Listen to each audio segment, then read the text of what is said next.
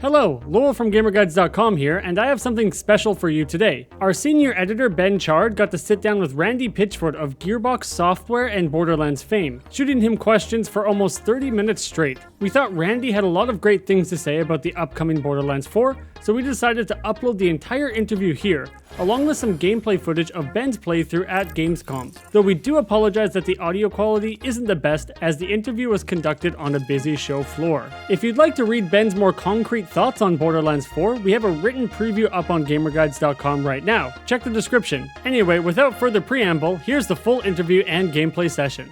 So, the first question I wanted to ask you is, what led you to the decision to set Borderlands 4 on just one planet on Kairos?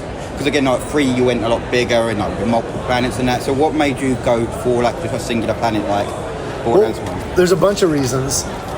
One is the technology, both the software technology and the hardware technology that we create and that we work with, has finally evolved and advanced to the point where we can live up to our ambitions with the game. Okay. Like if you go back and you play Borderlands 1, you could feel that they always wanted to be expansive, kind of open games, but we've always had to pinch you off into a bottleneck and do a load time to get to the next section. And because of that, the areas, even the biggest ones that they kind of give you the illusion of expansiveness, you can feel constrained. The backgrounds are all fake skyboxes. We have to get you into a bottleneck so that we can make that transition.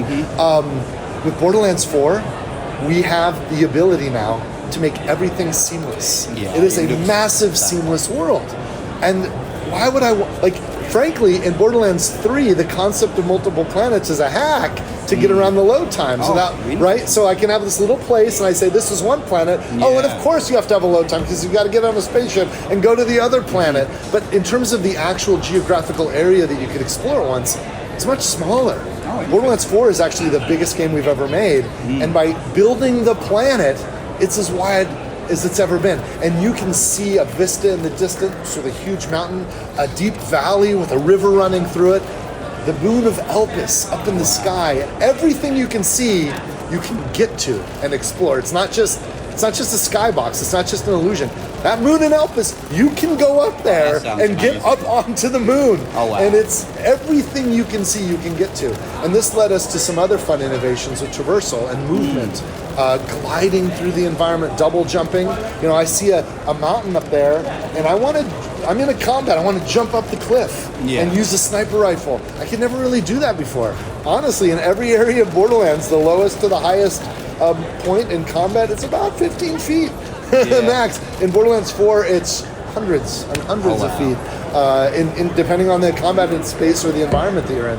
And that flexibility of environment was a big part of our thinking in going into building this game. Now, we also have a story, and it's a really interesting situation because on one hand, we wanted to do a continuation, but on the other hand, we learned that with each Borderlands sequel, each numbered sequel, about a third of the people that end up playing are actually new to playing Borderlands.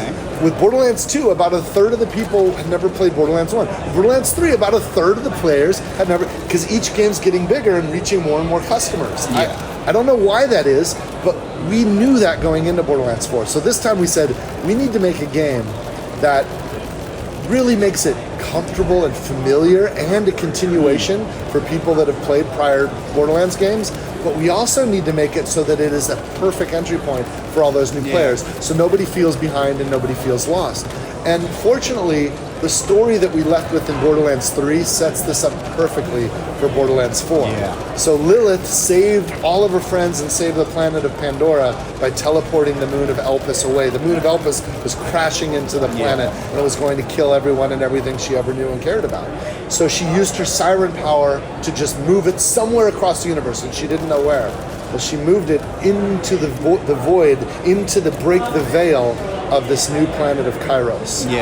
And so now when the players enter, they're having the same amount of information if they've never played the game as someone who's played the game before. Everyone's new to Kairos, and everyone's new to the world and the characters and the situation there. and it's kind of cool, but it connects up. So as we play the game, as we bump into some characters that were in past games, if you're a new player, you're meeting them for the first time. But if you've been with us before, it's like, oh my god, my old friend. There's Claptrap, there's Zane, there's Moxie, there's Amara. Like, all of these favorites from past games can come back and enter the story in a way that works for everyone. And it's a really, I think, an elegant and clever design and solution to us really just wanting to embrace all the players that we know are coming. That's brilliant. So, on the same sort of subject, really, is that what led into the thinking with the more free-form progression now through Borderlands 4's world? Like, what came first? The desire to go to like one big planet, or was it because you wanted to do like the free-form progression sort of? Well, with that success with the technology and having a seamless world, well, what good is it if we're going to navigate people through it very linearly? If we're going to keep people in a corridor around what they can experience in what order? So, no, we want people to feel freedom. And so the game opens up pretty quickly, relatively quickly, where you have a lot of freedom to explore, and you can choose what order to do certain things, and even mission critical core campaign things. And we have a really awesome core campaign that's presented for the first time in our history non-linearly, but we also have more side quests and side missions and activities than we've ever had, and not just like 10% more, but like 3 times as many as we've ever done before. So that freedom of exploration is, I don't want to say a consequence of us being able to do a seamless world, but an opportunity that the seamless world provided for us that we embraced and leaned into, to the benefit, I think, of all the gamers that just want to explore this amazing world. I mean, that's probably the part I'm most looking forward to myself. You know, awesome. Just being able to explore that. So there's no point really in the story where you're kind of funneled in like one specific direction. For the most part, you're always free. Never. I mean, that's at any point. Like, in what's cool too is in the middle of the story,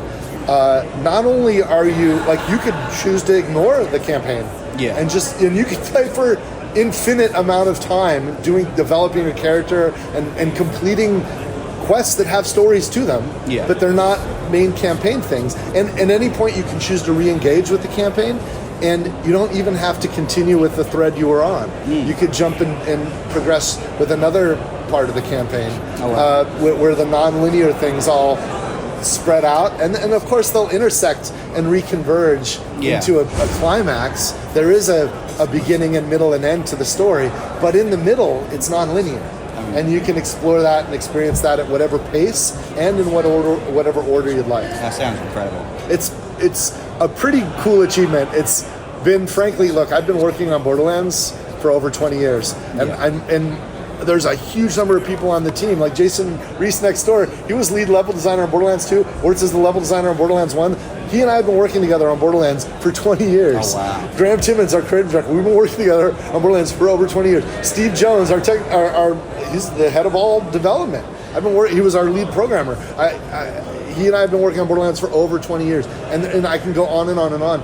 And we're just now, like, starting to have all of our technology and all of our work catch up to the ambitions we've had. And it's really, really exciting. I feel like after 20 years of working on Borderlands, we're starting to get pretty good at it.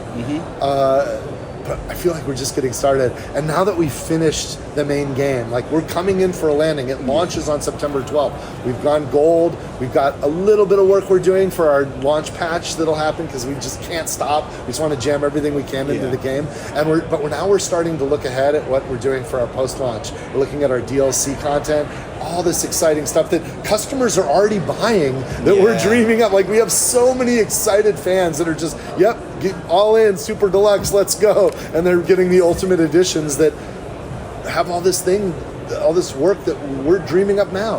And it's so fun to do it, because we now know exactly how to make Borderlands 4, because we finished it.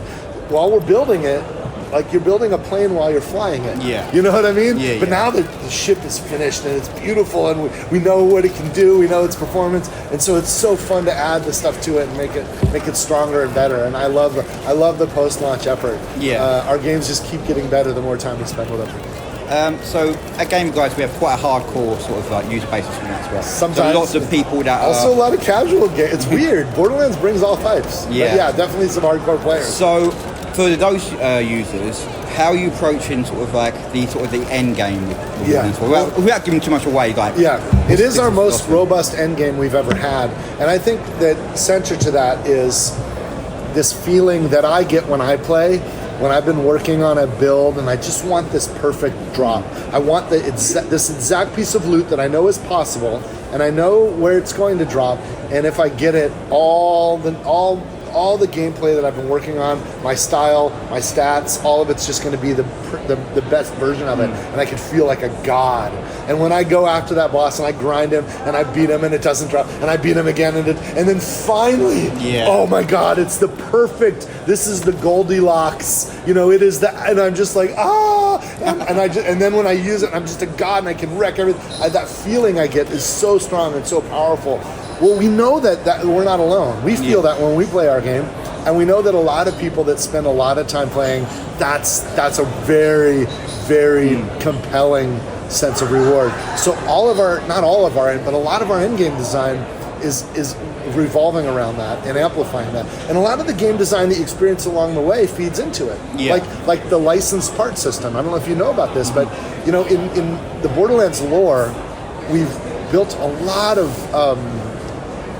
ideology and culture around the manufacturers. Like it's in the universe, but it also affects the gameplay. Like these hardcore capitalist corporations become the governments of entire planets, and they're strip mining the resources to make guns. And obviously we're playing with some commentary of the world we live in, but we also kind of lean into the gameplay implications, where each manufacturer has technologies that they've become the master of, and they have proprietary stuff, right? Like the Hyperion Corporation has figured out how to embed shield technologies into the guns themselves. So the very tool that I'm using to shoot with has a shield come up that can protect me against incoming fire, and that's really cool. But it's only on Hyperion guns.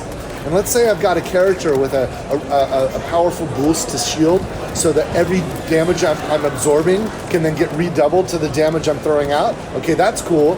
That works great with a Hyperion weapon, but I get a multiplier if I have, let's say, an electrical element involved, which is only on Maliwan. So do I get a Maliwan gun to get the electrical amplification multiplier, or do I get a Hyperion to get my incoming damage reflected back out again through the shield absorption?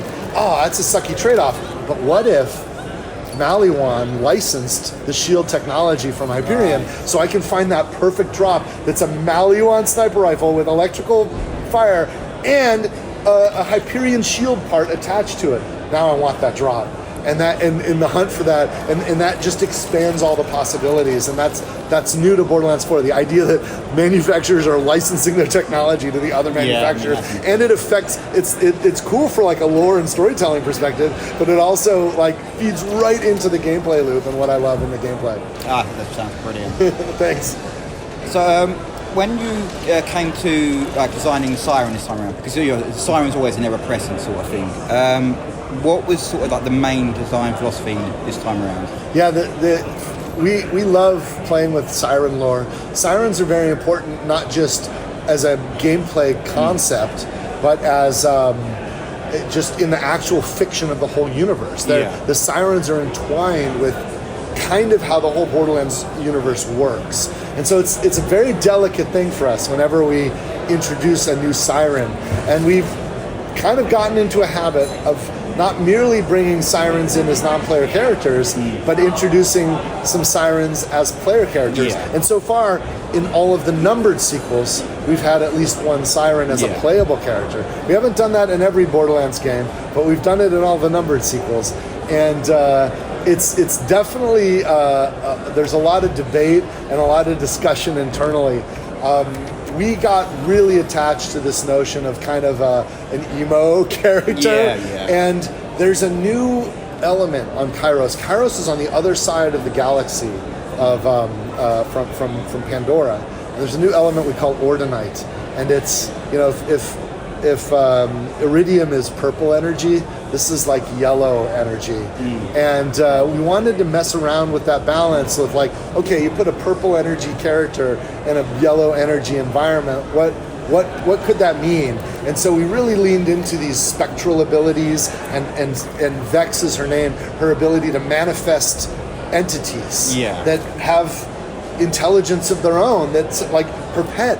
It's a spectral beast named Trouble, and it's got a mind of its own. And then, or literal specters and reapers that can be on attack or defensive roles as you're doing combat as action skills.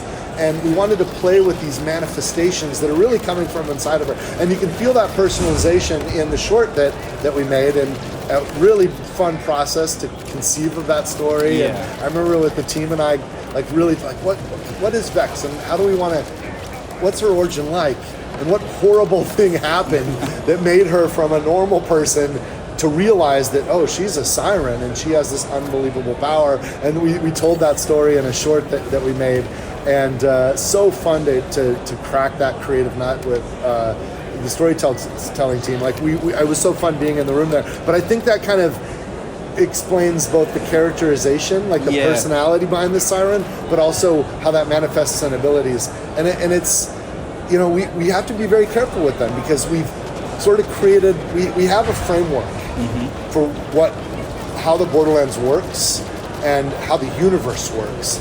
And this framework allows for things that feel like magic, like the power of the sirens. It's not magic, but it feels like magic. But also extreme science, everything from like digistructing in, like storing an object in a digital backpack and then digistructing into existence, not just a gun, but a vehicle, you know, and all the way to reconstructing ourselves when we might fall in combat into a new you, using these technologies and this blend between science and magic. And there's a balance to it that every time we introduce a siren, we're flirting with that balance. And we've built rules to our universe. We haven't told everybody all the rules, but we commit to them. And people have figured out some, and they've started to, even if our most hardcore fans can't specifically articulate the rules, they kind of know what they are, because the world conforms to those rules. And so every new siren becomes kind of a test of what those rules are, but also shows some limits that can be played with it. And that's fun. Part of the fun for us is say, oh, you know, you think this is a rule, but because we know the rule is this, we're going to show you how that is a little malleable over here. And sometimes we use our sirens as not merely vehicles for fun gameplay, but also to expose more about the universe we've invented. Storytelling. Yes, and it's so fun for us to do that. Okay, so I've got just one more question before I wrap up. But obviously the new movement abilities are a big part of Borderlands 4. I just kind of wanted to get your opinion on what's your favourite of the new abilities. Well, they all stack together. To me, the sum of the traversal and the move set is kind of a consequence of the commitment to the world that we built. When you get a big seamless world, now there's certain things that you want to do to maneuver through it that weren't really possible before. You know, like for example, in Borderlands 2, if I like sniper gameplay, you kind of have to find not all the combats really support that. But in Borderlands 4, with the deep verticality and the fact that I can double jump and glide and grapple, now I can very quickly get to high ground. And go from intense close combat, or find myself in a situation and pull myself out and go into more sniper mode, or vice versa. I can jump into a combat through these traversal tools and surprise an enemy. I can glide over them, they don't even know that, and they're there. And then ground pound stomp, disrupting them all, triggering novas, knocking everybody on their ass, and just, popping all my cooldowns to wreak havoc right in the middle of a scene. I think it's great because it gives you more flexibility in how you approach combat. Yes. Before, especially with snipers, it was a very sort of precise, or you'd have someone in your team and they just hang back. But now, like you said, now you can use the movement ability to sort of get yourself out of danger, get yourself up higher. It sort of brings a new level to sort of the guns you want to bring along. 100%. And the other thing too that we discovered, it's so easy for us as game designers to kind of fall into this mistake, which I see a lot of games make, and we've made it too in the past, which is to assume that players will tend to commit to a play style. Yeah. Oh, I'm a sniper and that's what I do. Oh, I'm a finesse player and that's what I do. You know, all pistols and swords. Or oh, I'm a brute force throughput. Or I'm a defensive player with like. And the truth is, many of us, we might commit to a play style for a specific combat. Or for a period of time, or we might be hyper flexible and want to weave between the different play styles based on the context of the situation or just our mood in the moment. And we've sort of come to realize and accept that we shouldn't be creating like boundaries and these sort of containers and try to expect that all of our players will perfectly fit into them. Instead, we should be creating a language that allows us to explore and feel and experiment with combat in a variety of different ways, especially when a game like Borderlands, yes, it has RPG elements. Yes, leveling up and getting the better gear can make me more powerful in the combat, but it's still a skill game. It's still a first-person shooter at its root. And the skill of maneuvering and dodging and getting into a fight and getting out of a fight and making sure I can make that guy's health get to zero before he makes mine go to zero. Like all of that fun in the moment-to-moment action is exceptionally compelling. And I think one of the reasons why Borderlands is so special. So we're going to commit to that freedom of player choice and enhance how easy it is to flexibly switch play styles. And you'll find it too in the boss mechanic designs, because some of the boss fights that you'll find in Borderlands 4 are the most challenging we've ever made. But in fact, as a player, if you're already familiar manipulating your play styles and adapting in real time, you probably I don't see what the big deal is. These aren't that hard because you're comfortable going from offense to defense or from finesse to brute force, and you'll maneuver yourself naturally. And for those players that aren't really comfortable, they're going to find themselves challenged and discovering different aspects of the game that they might not have played with before because they've gotten really comfortable and familiar with a specific style of play. And for some of them, they're like, oh my god, that was really fun actually. I want to start messing more with that style of play because the game kind of tests that in ways it's never done that before. Brilliant. Yeah. So you'll find that when you play the boss mechanics, it's not just a brute force DPS test, which almost every previous Borderlands game was just a damage per second test and a throughput test. And now there's play styles at work that are part of the mechanics of the boss fights, and even some of the non-boss fights, like Badass is just a normal combat. You'll see it and you'll feel it. So with the movement abilities, sorry, one last question here. How did you keep the balance of the vehicles? Obviously now that you can get around much easier and quicker with it, how do you create the balance to make the vehicles still attractive and you want to use them still? Well, vehicles are the fastest way to get around. So if you're traveling from A to B and you know that you want to traverse long distance, or you just see something interesting in the distance and you want to get there, almost always your first best step is going to be Digistruct, summon that personal vehicle, hop on and start hauling ass. Right. And then along the way, you might discover there's some things you can use as you become an expert, if you want, totally optional, but if optional expert gameplay is interesting to you, you'll start experimenting with, I'm already hauling ass in this vehicle and I see a grapple point up there. What'll happen, and you'll find you can slingshot yourself and combine and stack these things to make traversal or distances or heights or depths accessible that weren't accessible before. Great. So you're using the exploration abilities in tandem with the vehicles. And it goes both ways, from launching from a vehicle and having the momentum of ejecting from a vehicle and then grappling and using that to slingshot you even farther, and then adding a dash to it in the middle. That's one direction. It also goes in the other. Or I might be gliding and flying through the air, and then as I'm going to come and hit the ground, I'll summon the vehicle and hit onto it, and then take off with a burst. And in all directions. And there's a lot of flexibility that we've never had before, and I've played with it a lot. And we've been working on this game a long time, but even I am still discovering fun ways to combine and stack these mobility options that I have in the gameplay that are really rewarding. And I know it won't be long before some of the crazy speedrunner kind of gamers throw shit up on YouTube where I'm like, what? That's unbelievable! I can't believe we never found that. And it's just I can't wait. That's part of the fun for me when we get to launch a Borderlands games, because there's so many clever people out there that do so many interesting things, and the joy of feeling others experience it, like, it's why we fight. Yeah. I can't wait for launch day. My launch day is usually just getting online and incognito, jumping into random people's games and just seeing what happens. And I'll just do that for 15 hours straight on launch day. Yeah, that sounds amazing. I love that. I think that's the best place to leave it off. Really, is that Borderlands 4 sort of everything about it just defines freedom. You know, I think that's from what I'm seeing and what I've heard from you, it sounds like the perfect sort of word for Borderlands 4. It is a theme, you know, and not just in the gameplay, but even in the storytelling. You know, Gearbox has, all of us have gone through some things. We felt like we feel like we've got a really powerful creative engine, and our limiting factor has become access to time and resources to fully fulfill what we're capable of. And so to overcome that, you know, I made the decision to find alliances with publicly traded companies to merge Gearbox into a publicly traded company that had access to capital, so that we could make the biggest, best games that we're capable of, instead of just always struggling and doing our best to fight against it, but always being constrained, you know? And so we did a deal to become part of the Embracer Group, and now we're part of Take-Two. Gearbox, you know, I've spent most of my career with Gearbox, where I founded this company wholly independent.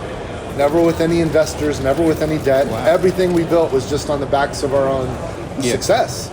And made the commitment to join Take-Two, where we're now a part of this larger company. And that there's a trade-off there. From, you know, we're trading a bit of our freedom and autonomy for organizational power. And, you know, the order that comes with that. And when I think about it with the most amount of charity, it's this balance between autonomy and organization.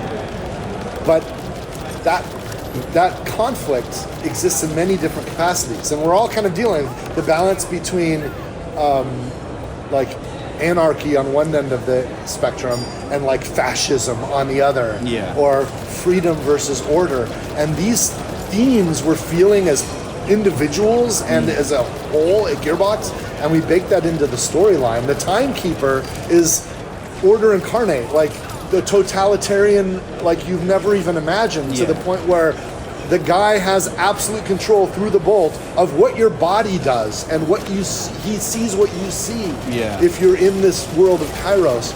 And then on the other side of that, the people fighting for freedom and you know, are they going to lead to anarchy and chaos? Or is it an autonomy?